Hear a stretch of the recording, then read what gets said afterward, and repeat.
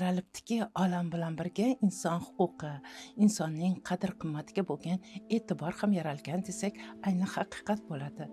Olamni bilamizki, oilasi tasavvur qilib bo'lmaydi.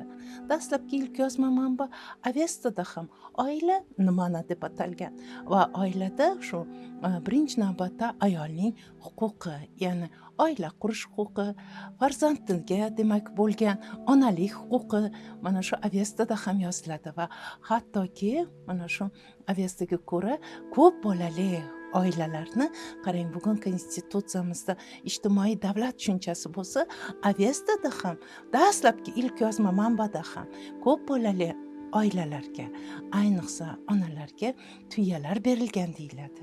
Hammurapi qonunlari miloddan avvalgi qarang 2000 yillikda yaratilgan bo'lsa-da va bu Hammurapi qonunlariga toshlarda o'yib yozilgan qonunlarda ham ayolni hurmat qilish, ayolni e'zozlash, ayolga nisbatan demak haqoratlash, kamsitish masalalari jazo bilan demak tayinlanadi deb qayd etilgan. Shuning uchun ayollarning huquqi mana tarixiy huquqiy manbalarda o'z ifodasini topgan.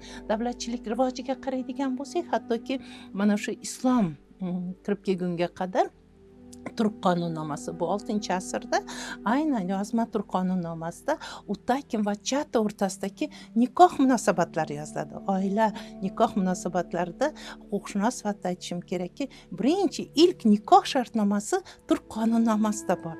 Ya'ni erkak va ayolning majburiyatlari, oilada ikkalasida ham demak farzand tarbiyasi, oiladagi o'sha mol-mulk masalalari, agar mabodo ajrim bo'ladigan bo'lsa, ayolni o'sha uy-joysiz qolib ketmasligi uchun nikoh shartnomasida alohida qayd etilgan normalar bor.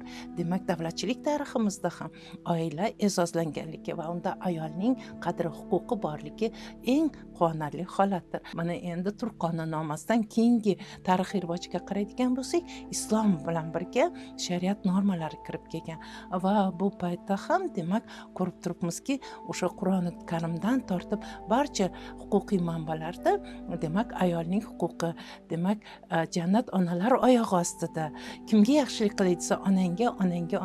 Mana shuni o'zi ham ko'rsatib turibdiki, demak hattoki bu davrda ham ayol va uning qadri ulug'langan ayollar huquqi. Ikkinchi sharq uyg'onish davri bilan birga Temuriylar Renessans davri desak, barcha ayollarimiz ma'rifatli bo'lganligi, Saroymul xonimni davlat boshqaruvida demak Amir Temurga maslahatga bo'lganligi, butun Temurizodalarga demak tarbiya berishdi, farzandlarga bo'lgan e'tibori, jamiyatda bo'lgan e'tibori yana ham ayollarimizni huquq va majburiyatlarini qay darajada yuqori ko'tarilganligidan dalolat beradi. Va bugungi kunga qaraydigan bo'lsak, O'zbekistonda amalga oshirilayotgan islohotlar, gender tenglik masalalari, oilaviy zo'ravonlik va tazyiqqa qarshi kurash to'g'risidagi qonunimiz deymizmi, ta'lim to'g'risidagi qonunimizga deymizmi, O'zbekiston Respublikasi Konstitutsiyasini o'sha ayrim moddalarga qaraydigan bo'lsak, barchasida ayolning o'sha jamiyatda xotin-qiz va erkaklarning barcha millatidan, jinsidan qat'iy nazar qonun oldida tengligini ta'minlaydigan islohotlarni amalga oshirishga huquqiy manba bo'lishmoqda.